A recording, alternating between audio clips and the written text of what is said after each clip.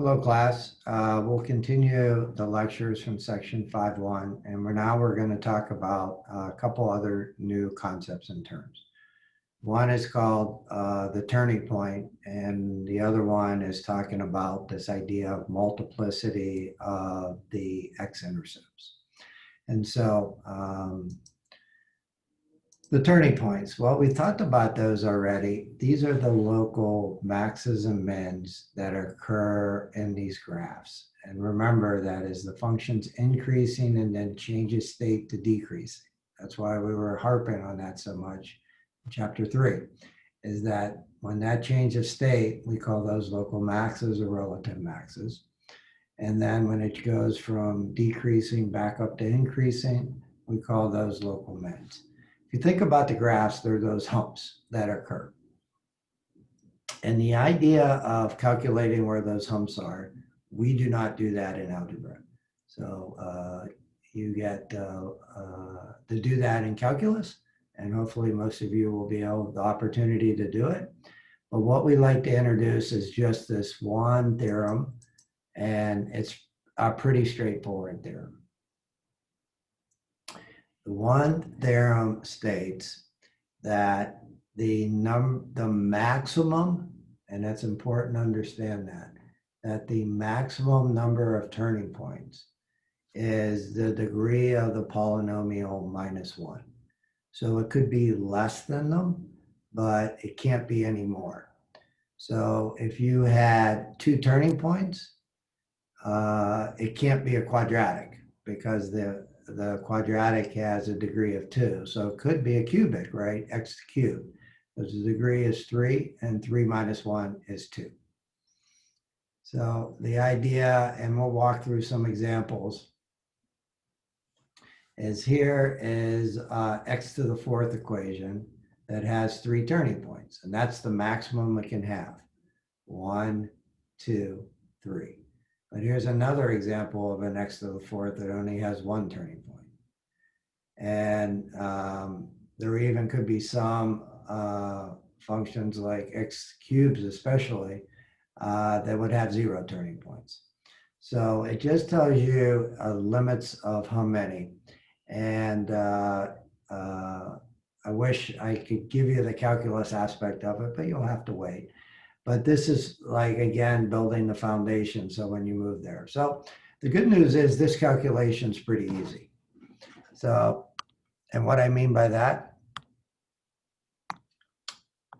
is if I give you this equation, x to the 4th plus 6x squared plus 8, and I say, what's the maximum number of turning points? Well, the first thing you want to do is what's a degree? So the degree of this polynomial is 4. So the maximum number of turning points is the degree minus 1. So that would be 4 minus 1, which is 3. So that's all we're really going to do is introduce this idea.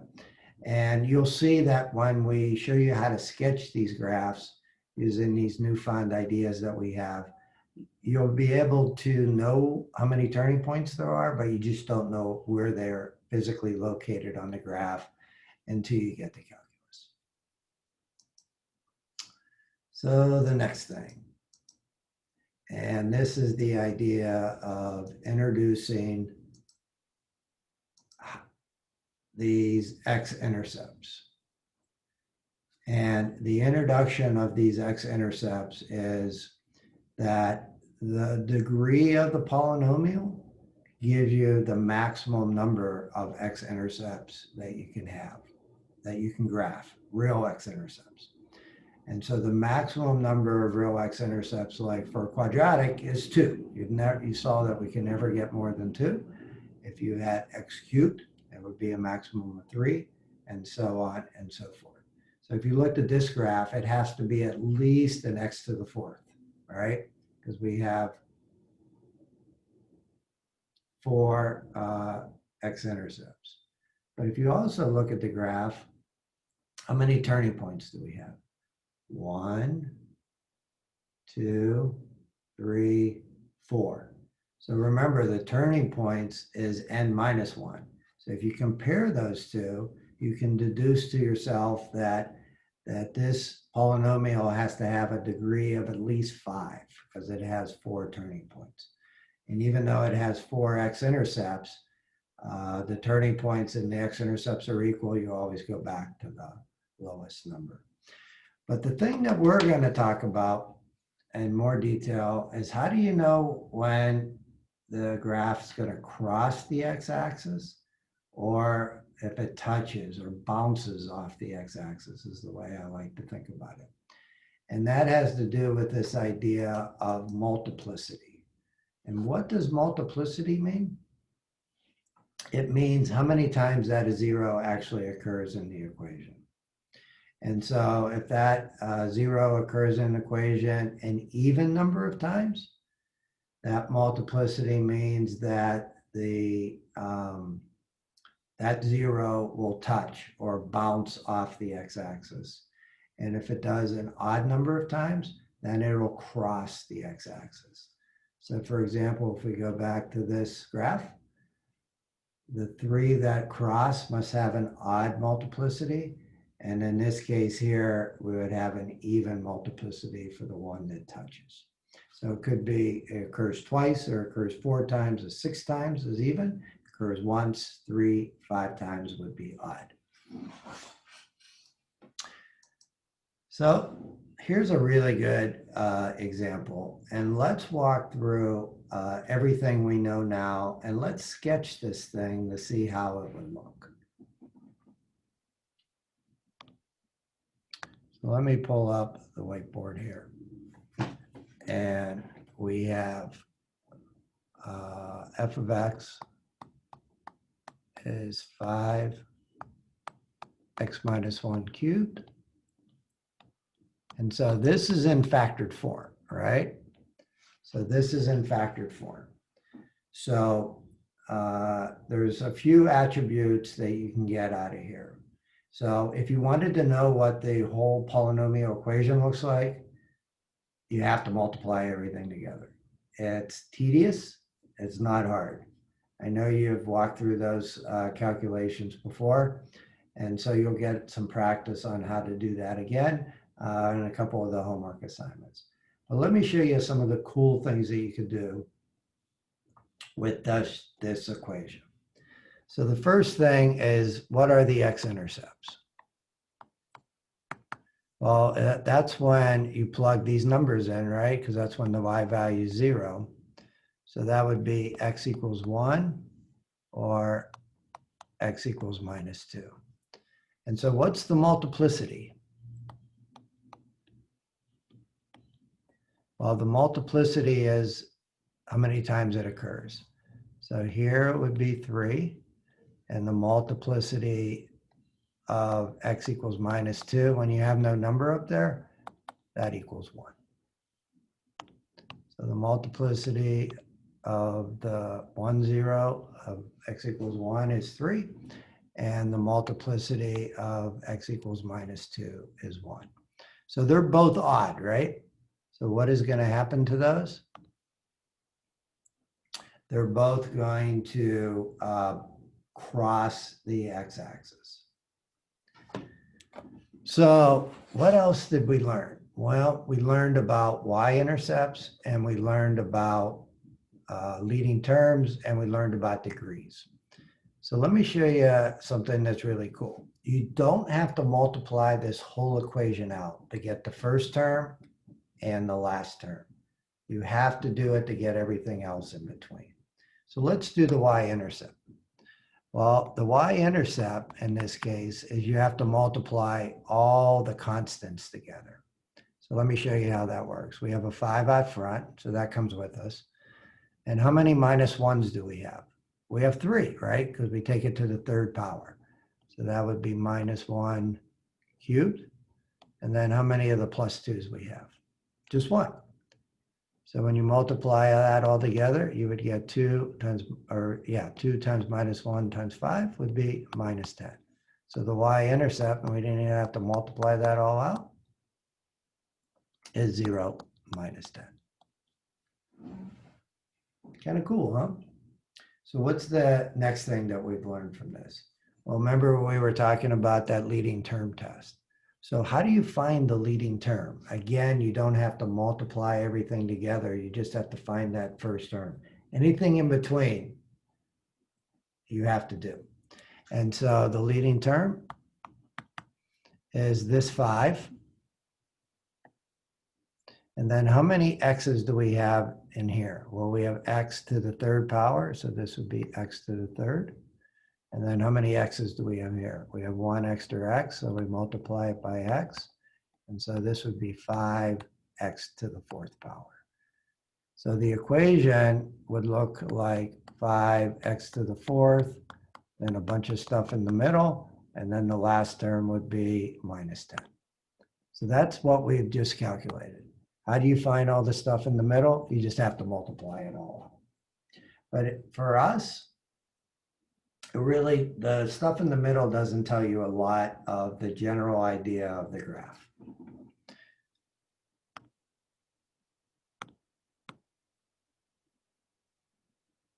So what do we know so far? Well, here's what we know, right? So if I jot this graph down, I know that the degree of the polynomial is 4. I know that the number of turning points is 4 minus 1, so the maximum number of turning points is 3. And so we know that this point here is the y-intercept, right?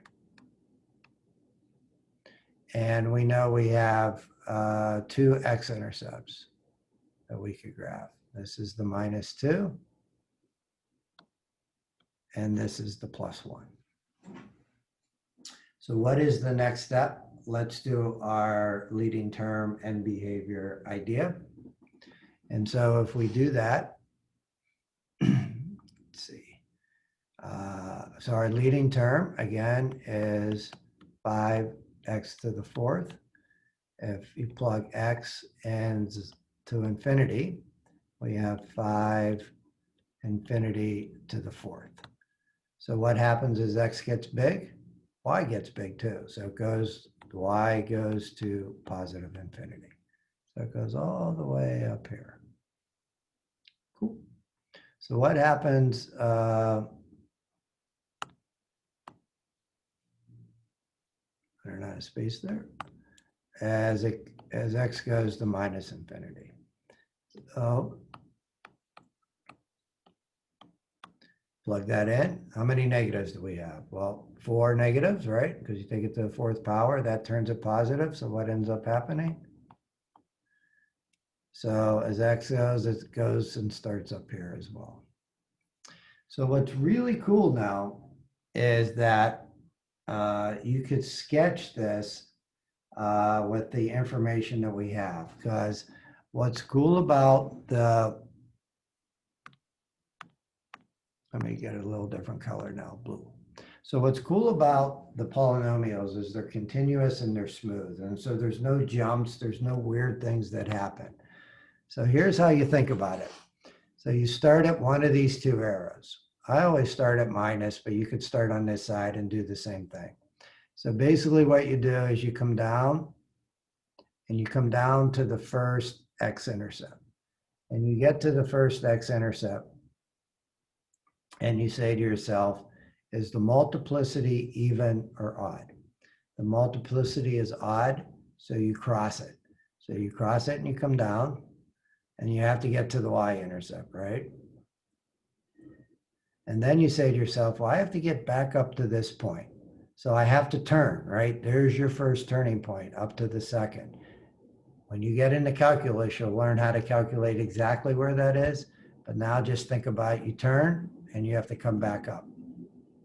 And now you get to the second of our x-intercepts, and you look at the multiplicity, and that's also odd. So you just pass right through, and you just go out again to positive infinity. And that's a pretty good sketch of what this thing actually looks like.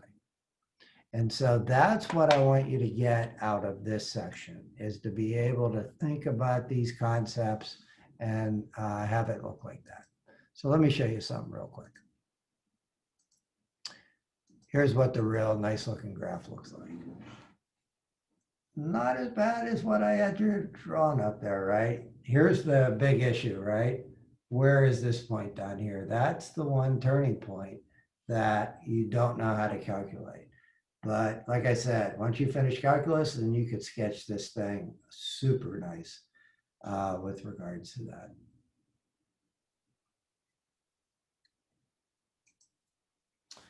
So let's do one more example.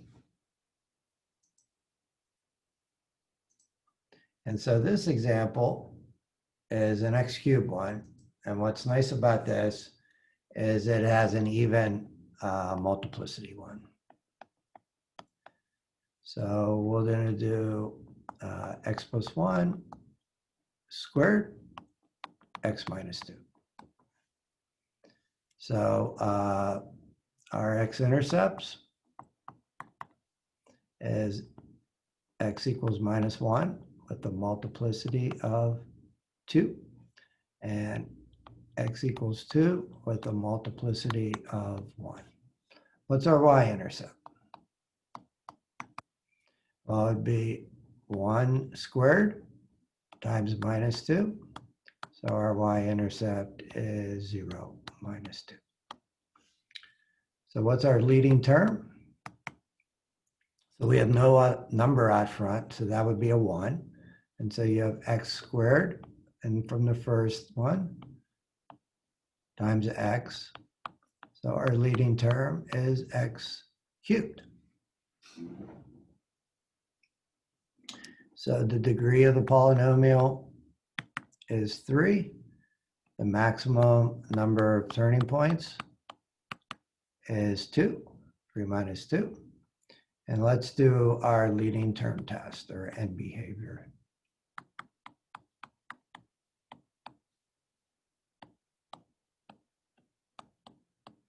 So when you do that, as x goes to positive infinity, you have infinity cubed. And you see there's all positive, right? So it goes to infinity. Again, we're using the leading term to do this calculation. And then what happens at minus infinity? That's not minus. What happens at minus infinity? You get minus infinity cubed, which are 3 negatives. So 3 negatives implies that the y value will go to minus infinity. So let's see what this looks like. So if we take a look at this, our y-intercept is 0 minus 2. Our x-intercept is x equals 2, x equals minus 1. And what does our end behavior tell us?